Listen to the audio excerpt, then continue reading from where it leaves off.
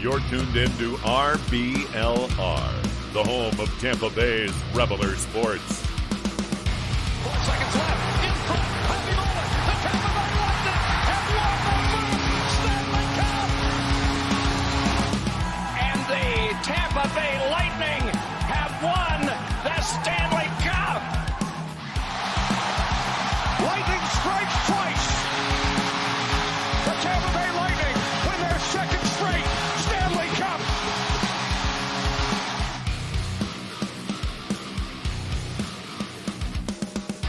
Hello, everybody, and welcome back to RBLR Lightning. As always, my name is Jake Ricker, and alongside me is Joe Zamataro and Matt Gannon. And guys, holy crap, we did what? That was my literal reaction to when I saw this news. If you don't know what I'm talking about, the Tampa Bay Lightning have reacquired Ryan McDonagh from the Nashville Predators. We're going to get into it, talk about the trade, what's going to happen now with the cap space, the comments from everybody. We're going to get into it all. It should be a really fun episode today. Don't forget to like and subscribe so you don't miss out on episodes just like this one. But first and foremost, guys, how you doing today? Well, hope everyone had a good Memorial weekend. It was a long one for me. Did a hockey tournament and had a bunch of fun hanging out with some good buddies. So it was a nice weekend. How are you doing, Matt? I'm definitely feeling it. It was a long weekend for me as well. Unfortunately, work and very minimal fun for me, but my pockets are lined, and I'm excited. This is the most excited I've been about a show in quite some time with this McDonagh trade. So let's say we just get right into it, Jake. Yeah, absolutely. So the official trade, for those that may not know, the Lightning received Ryan McDonagh in a 4th-round pick in 2024 via Edmonton, which, by the way, as of right now, is still our highest pick for the 2024 draft, because the Lightning don't have picks in rounds 1, 2, and 3. They give up a 2nd-round pick in 2025 and a 7th-round pick in 2024. So all things considered, not a ton to give up for a guy like Ryan McDonagh, who's still a very elite defenseman, and the Lightning know very well. They won 2 Stanley Cups with him, and after they acquired him with the New York Rangers, and then they had to give him up because of what you would call cap casualties. And I think anybody will tell you, even JBB, that was a mistake. They did not want to give up Ryan McDonagh, but they felt they had to. But now he's back here with the Lightning. So I think we'll start off with this, kind of an easy one. But how do you guys feel about the Ryan McDonagh trade? Because as I mentioned at the beginning, when they there were tweets going out saying that, I forget who it was, the person from The Athletic, who said that lightning doesn't always strike twice, but it is in Tampa. And you're thinking, what the heck does that mean? I don't know one of these cryptic tweets again. And of course, a lot of people are thinking, well, it's probably Steven Stamkos getting re-signed for the 2nd time. No, it was Ryan McDonagh. And it was utter shock for me for the next 3 hours. I just couldn't believe it. And my gears started turning on what this meant. But I'm thrilled to have him back in a Lightning uniform. So, quick question. The second that we sent over to Nashville, that was an Edmonton pick, right? Was that the pick we got from Edmonton? Is that what you said? So the Lightning got Ryan McDonagh and a 4th-round pick, which was Edmonton's originally that Nashville had. Okay. Okay. So my initial, thoughts on the trade is awesome. Yeah, Ryan McDonagh is back. There's really very, very little downside to this trade at all. Again, like you were saying, Jake, getting rid of McDonagh was a big mistake. I'll flat out admit we lost the trade getting rid of him. It's still a little bit of maybe not an overpayment to get him back, but I'd say it's a fair deal. But when you lose one trade and kind of even out on the trade to get him back, you're still a little bit in the hole. But I don't really care. We've got a still great but older, serviceable, shutdown defenseman in Ryan McDonagh. We all know who he is, what he brings. I didn't watch many Nashville games this year, but he still looks like the same old guy that we grew accustomed to and still do love dearly in Tampa Bay. So I'm extremely stoked with this trade. My first reaction to getting the news is I was taking a nap and my phone's vibrating. It's blowing up from the chat from you guys saying like, "Oh my God, McDonagh is back." I'm just waking up. I'm groggy. I'm like, is this still a dream or something? Oh my God, it's true. So I'm still on cloud 9 from this trade. I'm extremely elated. I can't wait to see, how much he does help this team again. I still think he's got so much game left in him. The defense has looked real rough since he has been off the team. I think it'll be a good stabilizing force having him back in the lineup. Yeah, and Jake, you used the word before, it was shocking, and I mean that's the way it's been both times for Ryan McDonagh for being traded for the Lightning. It was shocking when he left, and certainly unexpected and shocking when he came back. And you know, we can try to predict and kind of play GM, trying to figure out how to make a team work and what trades and moves we'd personally do, but it's something that's really tough to get right because we have no idea all the pieces that are actually on the table that a GM's able to work with, and nobody saw this one coming at all. And you could only imagine that maybe one of the conversations that JBB had with Ryan McDonagh was that I'm going to do everything I can to get you back. Because to be fair, the trade originally was really just to dump cap space. We needed to get under the cap. It was more about getting his contract off of our books in order to make sure we were compliant. And, you know, JBB was in kind of a losing situation because of that, no matter what was going to happen. Getting him back, though, it's going to be great. Stabilizing the D, like you had said there, Matt, is something that the Lightning definitely need, and we've got a few kind of prospect rookies that are playing defense as well alongside them that they can really learn quite a bit from having him on the back end with them. And when the Lightning originally traded McDonagh, Myers was the guy that came back over from Nashville. I think there were a couple other picks involved, but the Lightning really didn't get much for him because, again, as you mentioned, Joe, it was kind of just, hey, can you take this contract, which I think is a fair contract for Ryan McDonagh, but it just became too much for the Lightning after winning back-to-back cups. By the way, Matt, you mentioned his season, 74 games played, 3 goals, 29 assists for 32 points, and was a plus 19 this year. So as a guy who's mainly kind of, I would still expect him as more of a defensive defenseman, has definitely more offensive upside than a stay-at-home defensive defenseman like Cernak or somebody, but still a very solid season. I didn't even know he had that many points. It's a very respectable amount, especially for, like you're saying, a defensive defenseman, a shutdown defenseman. That means he's still got game. That Nashville team, despite, making it to the playoffs, they had a couple of, hot runs, this past season. They weren't exactly an offensive powerhouse team. So to see him, leading the charge with, some nice breakouts and all that, getting some points on the board, that's pretty impressive for a offensively challenged team. Joe, you mentioned. I was just gonna say, this was kind of a weird a time period where he got traded. There was a whole bunch of movement all throughout the league too, which while the playoffs are still going on, I've always found to be kind of unusual because there's still guys that are playing and there's players moving around on the other end of things that their seasons are done.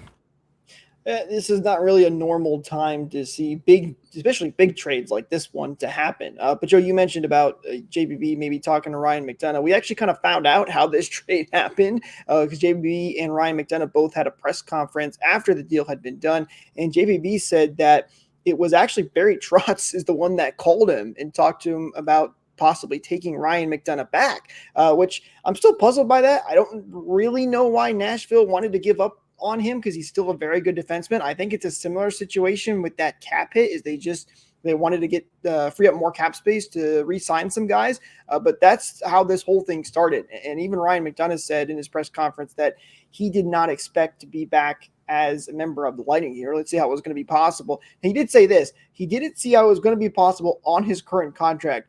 So it makes you wonder a little bit, could it have been a possibility down the road after the 2 years on his current contract is up? Who knows? We don't have to worry about that because he is back now.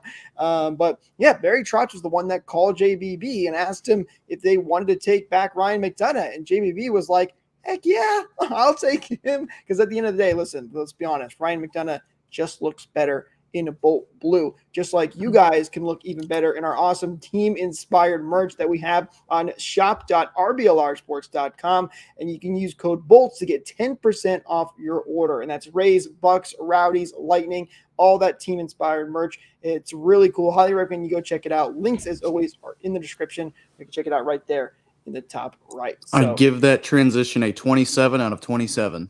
I appreciate it. I had that one ready to go. But all right, let's go with the fun part. Looking at his contract, he actually will end up being the third highest paid defenseman on the team now, behind Victor Hedman, and of course Sergachev has his $8.5 million deal. Ryan McDonagh's coming in at $6.75 million per season, and that contract is until 2026. So we have him for a little bit here. Yeah, two more seasons before he is a free agent again. And well, you mentioned the contract, Joe. So a lot of people, everybody freaked out when the trade first happened. And then the next question was, well, is their salary retained? Because the whole reason we got rid of him was because of that contract in the first place. There was not. There is no salary retention. So the Lightning are paying his full contract. And this is the fun part where you start to get into some speculation. But listen, the Lightning still have some free agents to sign. Now, from a pure starters perspective, the Lightning do have 6 defensemen that they can work with and use if they want to, just leave it at that. But there are still a lot of forward that they're going to have to go out and sign. Steven Stamkos is the big name, obviously. Anthony Duclair. Do you want to bring back Tyler Mott as well? Even Austin Watson, who was solid for the Lightning at a cheap deal. So there's a lot of other guys that still need to be signed, and you have just over $5 million in cap space to do that. You would expect with Steven Stamkos' potential new contract that's not enough money to make that happen. But I want to start off with this guy because I thought the comments from JBB were interesting in his press conference. Basically, the reporters asked him about that and that you got to sign guys like Stamkos, but JBB really made it sound like it's not going to be an issue when it comes to signing Steven Stamkos. He said that they still have enough money to get that done. Now, whether that means they can get that contract done and then they'll have to make some other moves for other guys, or if that just means they don't really need to make anything else done. But if that's the case, Stamkos could be signing for under $5 million, which would be, I think, crazy to me. No. So a couple of quick things here. You said that we have about $5 million. That's not completely accurate picture because we sent Lilleberg back down, so he came off the books. So he's a league min, which is 875. You got to figure that we're not giving up on that guy. He's gonna be playing, and having him. You have to have 7 defensemen, especially when someone gets a stomach bug, or there's been a lot of games where they'll actually put 7 defensemen on the ice. So right, that's why there's got to be. Yeah. What's that? That's why I was saying the 6 starters. Although Lilleberg probably is going to be a starter. Well, I mean, we only have 6 signed right now. Period.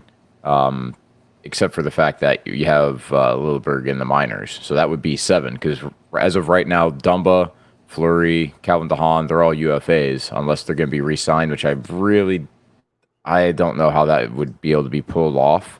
But in terms of Steven Stamkos now, maybe he takes a backloaded contract that kind of helps things out. So as the cap grows, so does his salary. And that could be a way to get him in for cheap this year, maybe a $4.5 million year for coming into this next season, and it increases to 5.5, and then maybe 6.5 in 2 years. That way, it makes it so that we're compliant with the cap and gives more tools to JBB to be able to get through this next season. Well, can you do that? Well, I thought, yeah, your AAV stays the same. Right. For the salary cap, your actual, paid out salary can change depending on the structure of it, but your AAV has to be, stagnant and cap compliant. You could maybe have a mutual agreement like, hey, you sign a 1-year deal at this much money, and then next year we'll sign you for a little bit more when the cap goes up again. That you could potentially do, I think. But as far as I understand, the AAV stays the same, and that's what your cap hit is.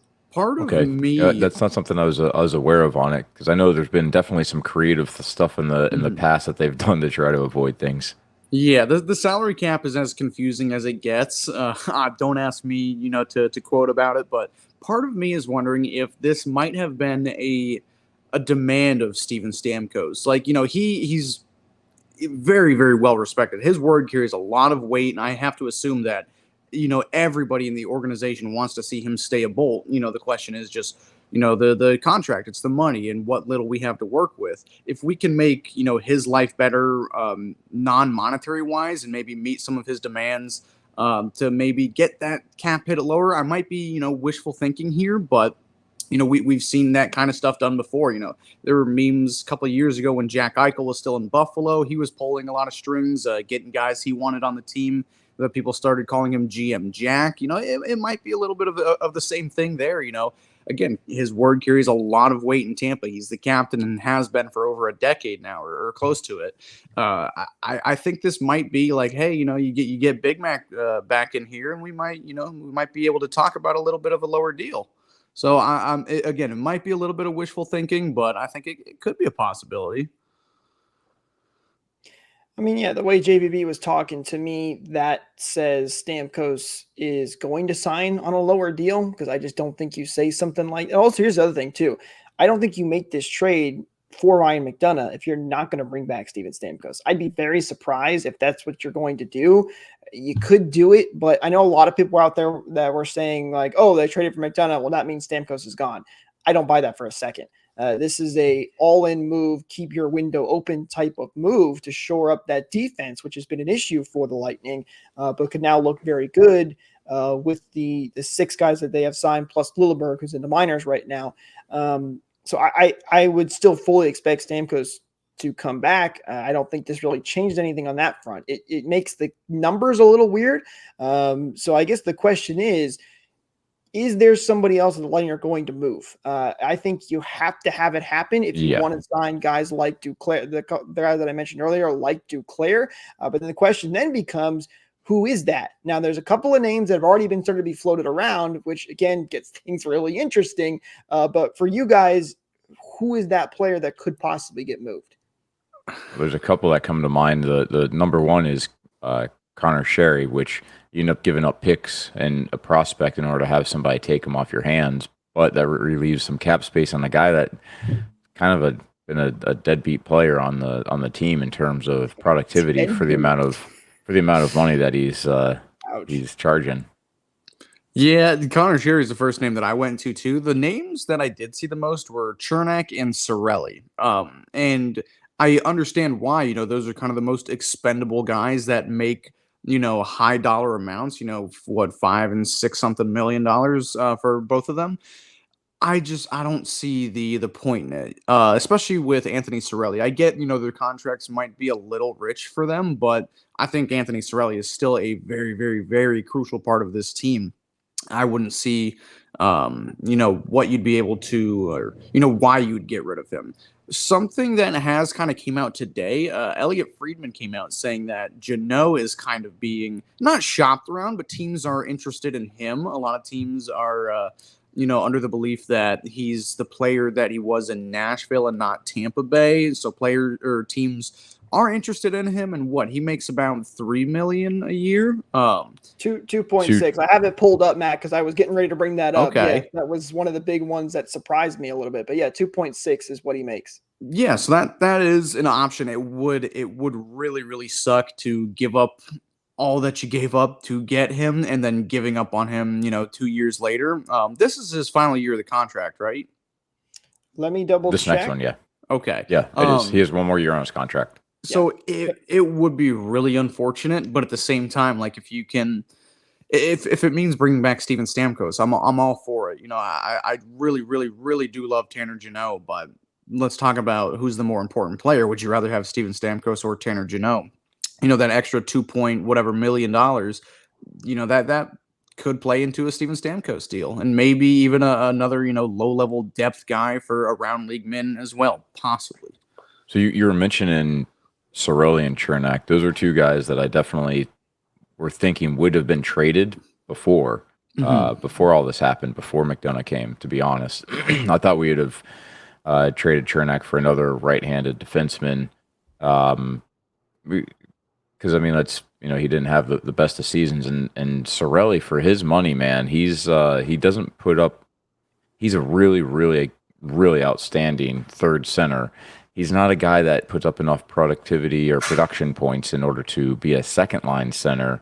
And because of that, it almost seems like it's somewhat wasted money. He's a really good player, but at that price for basically what you get is a third-line center shutdown guy, that one's tough for me to to swallow. But they can field this team by just making a couple of smaller trades, like you said. Like, if Tanner Jeannot's contract is gone, Connor Sherry's contract is gone, all of a sudden we're looking at signing Stamkos and another player. Mm-hmm. They're really, honestly, it's definitely going to be tight, like it has been for the last couple of years. Nothing's changing there, but you're not too far off. I think really the forward core is the one that's got the biggest question mark right now. Matt, you're right in saying that the most common names were Cernak and Cirelli. I don't think Cernak's going anywhere. Cirelli maybe, but if you look at the way JBB, again, I'm basing a lot of my thoughts off of JBB's comments because he's the one that's making the decision at the end of the day. When he was talking in the press conference, he was talking about Cernak in that main core of defensemen. And again, I don't think you're saying those kind of things if you're going to end up trading him not too much longer later. So I don't think Cernak's going anywhere. I could see Cirelli. I still think it'll be a little bit of a surprising move. Considering the way the forward core is built. He's definitely got the biggest contract that would open up the most money. Sherry is obviously the easy scapegoat for everybody, and it does make sense to move him just because he hasn't had a good season. He just hasn't been able to do what the Lightning were hoping to do here in Tampa Bay. Maybe he turns around in year 2. I don't know. And Tanner Jeannot is in that same boat. And Matt, you brought it up. It was mentioned on the 32 Thoughts podcast. But, listen, Jeannot got the unfortunate thing of he got traded for a lot, and his expectations on him were super high. I know a lot of people love Tanner Jeannot. I'm not. And then he was injured a lot too. He was injured a lot, yes. But, even you look at his points this year, and he was very similar, by the way, to Connor Sherry when it came to point production. Of course, Jeannot brings another element when it comes to fighting and all that stuff. But, man, I'm with you. If moving Jeannot means, and yeah, you take a little bit of loss there and the trade looks worse, but look, at the end of the day, JBB 9 for 10 in trades usually. It's going to happen. You're going to have some bad trades. It's just a thing that happens. But if moving Jeannot means getting a couple of extra players and Stamkos on top of that, however that works out, I'm fine with that. I really am. I know I would love for it to work out with Jeannot, but it just hasn't. And it's been 2 years already. And I don't know how much better it's going to get in year 3. Yeah, and I'm Tanner Jeannot's biggest supporter. Like, it's hard for me to talk down on him. I love him, and I love the, he's still one of the best fighters in the league, and I think he brings an unmatchable presence to this team. But I'm also open to getting rid of him. We will take a loss on it, like a heavy, heavy loss on it. In assets, but I don't think I don't think shipping him out will take a loss on a trade, depending on what it is. But just the overall picture is tenure in Tampa Bay. Yes, it will be a big L. But again, if it means re-signing Steven Stamkos, I'm all for it. The prospect of trading Cirelli as well. I don't think that would be a cap dump move. I think that could be a legitimate hockey trade as well. Like, I think a lot of teams, rightfully so, value Anthony Cirelli a lot. Again, he's a shutdown center. He's one of the, if not the best third line center, potential second line center in the league. He's really good at faceoffs. A lot of teams value this guy. The Lightning value him very highly as well, according to his cap hit, just like all his fans as well. So I think if that is what ends up happening to create some extra cap space, we could get a couple of guys in return, or a couple of decent picks. Like, it's not going to be a cap dump. It's not going to be just take this player off my hands, like getting rid of Tyler Johnson a couple of years ago, where he just fell off of a cliff. He was making around the same money that Anthony Cirelli makes. No, Cirelli still has game. He can still reach his ceiling. We don't really know exactly where it is, because he's always been kind of, air quote, buried in the lineup. But again, I see some potential for getting assets back, like decent assets, whether it be players or picks, something. But again, cap space is the most valuable thing in this league. A couple of quick things. Turning just quickly to Cernak. He's 26 years old, and his contract's for another 6 years. 1, 2, 3, 4, 5, 6 more years for his contract. So, I mean, there's still a lot of game left. Oh, is it? Yeah, 6 years for Cernak. And the same thing with Cirelli. Cirelli's only 26. So for all we know, he's actually coming into really what should be like the peak years of his career, right before you turn 30, when you've got enough experience in to be able to make the smarter plays, but aren't getting so old that your legs start to betray you. And he again is what, 4 years? He's got 4 years left on his contract, or is that five? 5 years on his contract. So both of those contracts would be major trades in the sense that there's a lot of dedication to that player with whoever would pick him up, which makes it more difficult to actually make the move in certain scenarios. But then again, if there's a team that really wants him, they know that they're going to have stability with a guy that would be signed long term. So I mean, it's a kind of interesting position that JBB's in, trying to get two guys that are both 26 years old that have 5-6 year contracts that are high dollar amounts, and then what we'll be able to do with them if they were even traded. That's why I think that it's potential that they don't get traded at all. And like you mentioned, Matt, trading Cirelli before, worrying about the cap space was a legitimate thing to consider, just to get more production. Because, I mean, if you look at, if Tanner Jeannot was like our third, running on our third line, he's a winger, but running on our third line with somebody that was a little bit more offensive than, say, Cirelli, maybe he would have had a more productive season through the 55 games that he played. And I think a lot of I don't think Jeannot has gotten a good shot yet at really showing what he's got, because he hasn't been paired up with really good players, and he battled injuries.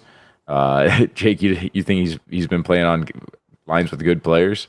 No, that's not what I'm saying. But I don't. That's not a good enough excuse for me for why Jeannot hasn't put up the production. The injuries one, yeah, I get, but listen, the Lightning have very talented players all over the place, and if you're going to make that argument, you got to give that argument to Sherry too. I mean, listen, when Sherry was playing with Kucherov, he started scoring a little bit too. So I'm not so crazy put Jeannot about on the that top line. argument. What's that? So put Jeannot on the top line.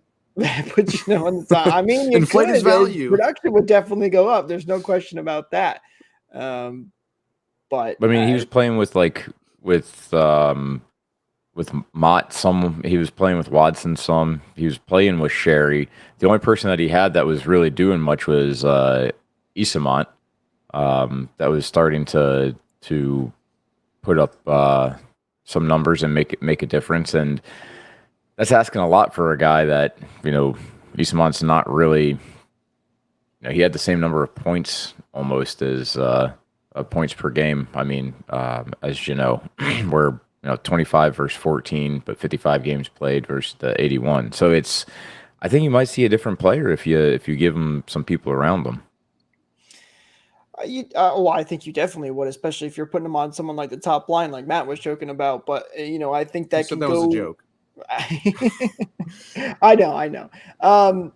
By the way, here's the direct quote from JBB when it comes to the defense. He said, Ryan McDonagh, nope, that's the wrong one. Sorry. Now we have a top four of Hedman, Sergachev, McDonagh, and Cernak eating up a huge chunk of our minutes and a huge chunk of special team minutes. They're all big. They can all skate for most of the night. We have high-end defensemen on the ice wearing the right jersey. I don't think you say something like that, again, if you're going to move a guy like Cernak. He was talking about like he's in the core, so I really don't see him going anywhere. I'd be surprised if that happens. By the way, when it comes to the defense, JBV did say Sergachev playing on the right side is a very distinct possibility.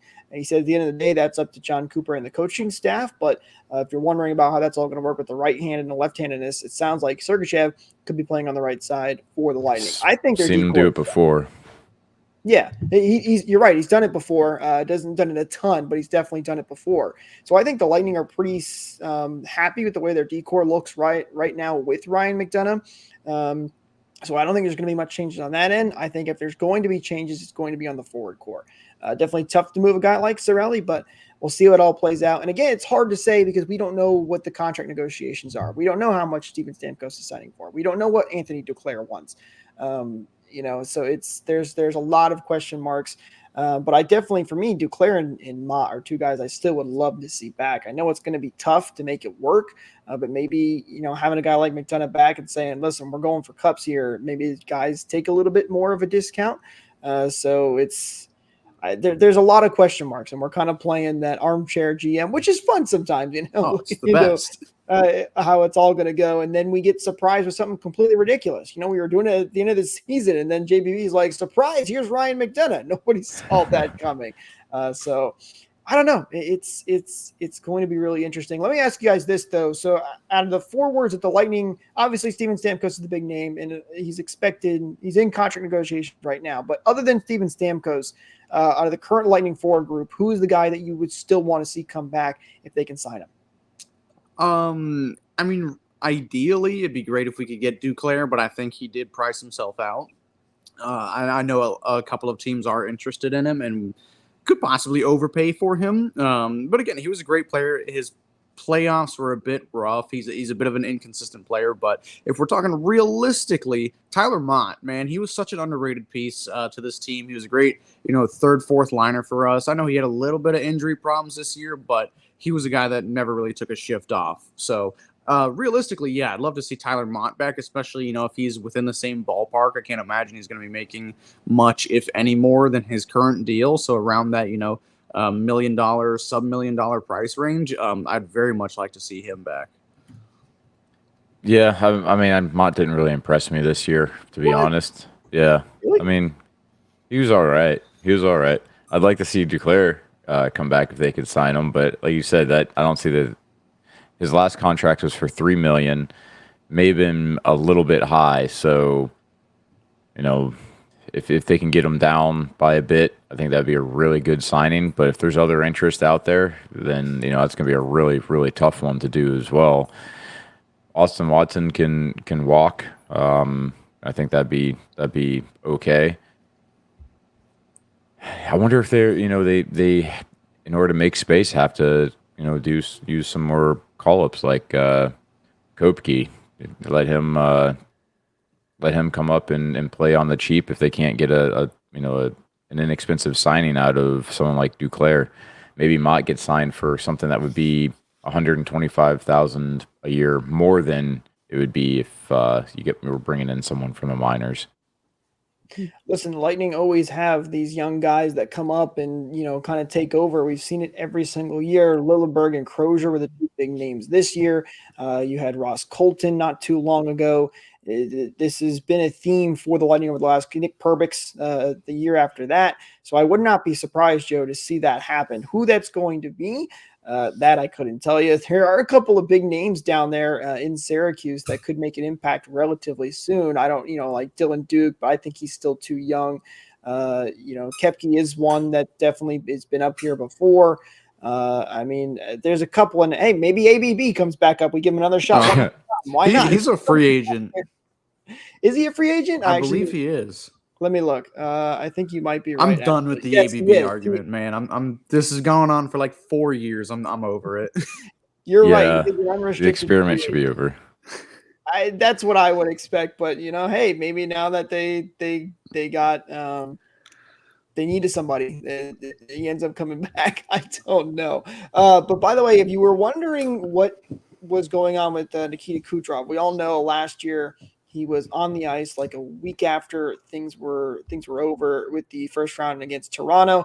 He's already back on the ice again. And he's also on the ice with Steven Stamkos. And we know that because McDonagh said that he talked with Stammer after the trade had happened and they were just getting off the ice. And he was basically saying that, though, to show how much these guys are still pushing to be the best of the best. I mean, they're out there skating already. And it's been, a couple of weeks? Like, it has not been long at all since the Lightning were pushed out of the first round in this series. So I think they're going for it. I think they're going to do everything in their power to try and get guys to sign to friendly contracts. What those are going to look like, who knows? We can only sit here and guess, but exciting things coming up for the Lightning, especially with this trade, and definitely sent a shock through Bolts Nation, I would say. I wonder if, and it's been rumored quite a bit, if Stamkos and Hedman are both talking about what they'd like to do collaboratively there. If Hedman would sign an extension, I know that's something that's been talked about quite a bit because he has one more year on his contract, but usually, unless your name is Steven Stamkos, those extensions get announced the year before. So if Stamkos does sign, I wonder what that does for Hetty, and if they have something in the works on that front too. This might be a terrifying thought to some people, but I'm only trying to draw a quick comparison. But maybe we see like identical deals. I know they'd be staying in-house, but like a Ryan Suter, Zach Parise type of deal.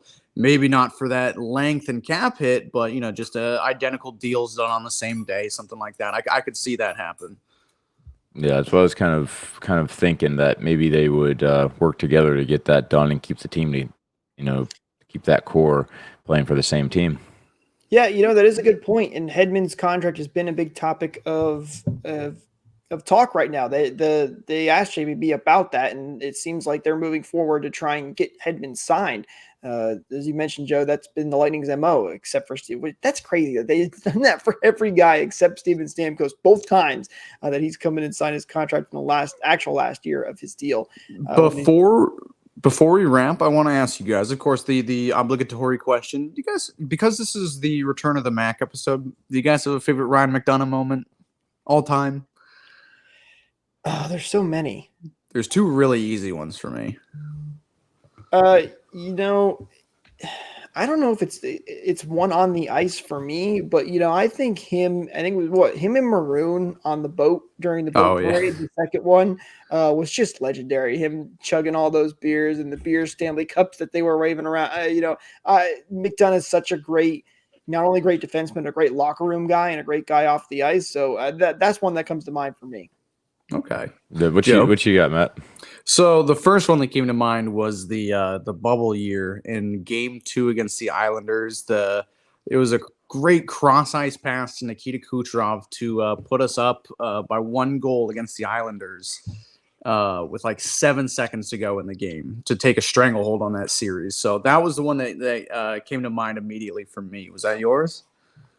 I was going to say I couldn't remember which game it was. I was trying to think of it, the one that was like the soul crushing into that game. Yeah, that was a great one. Yeah, I'll give you another one. The stretch pass to Braden Point for the 30 seconds left goal in Game 1 against the Panthers in 2021. So he just a clutch assist guy. Yeah, no question about that. And, even Gabby Shirley said she was really excited to have more post-game interviews with Ryan McDonagh, which I thought was funny. Everybody's excited that Ryan McDonagh is back. Oh, yeah. We should mention this as well quickly before we get ready to end this show here, which, by the way, thank you guys so much for tuning in. Don't forget to like and subscribe so you don't miss out on future episodes just like this one. But also, according to the 32 Thoughts podcast, it sounds like Jeff Blatchill is on pace for a second interview with the San Jose Sharks. So that obviously the big name. Well, Matt, you going to miss them? Oh, so much. And that was a big topic of discussion. I know a lot of Lightning fans are not big fans of Jeff Blatchill, especially with the defensive system and the way it was this year. So it looks like he could be getting close to being a San Jose Shark. Tear my heart out. Yeah, I mean, they went for a big ask of the team, changing the system up on something that has already won 2 cups. I don't know. I wouldn't be remiss to see him go. That's for sure. He can go ahead and leave, and we can get things stabilized a little bit more back here. People in Detroit weren't real high on him when he was coming this way, and now that we had him here for a full season, I think that he, I don't know. Yeah, go ahead and get him, San Jose. He's awesome. I love him. You will break my heart. Great guy. Listen, that's going to do it for us in this episode. Thank you guys so much for tuning in. As always, don't forget to follow us on social media at RBR Lightning or at RBLR Sports. So stay up to date on all the Lightning moves, because who knows, we might be getting the band back together. Yanni Gord's next. Bring him back over as well. Why not? But thank you guys so much for tuning in. As always, we'll talk to you in the next one. Go Bolts.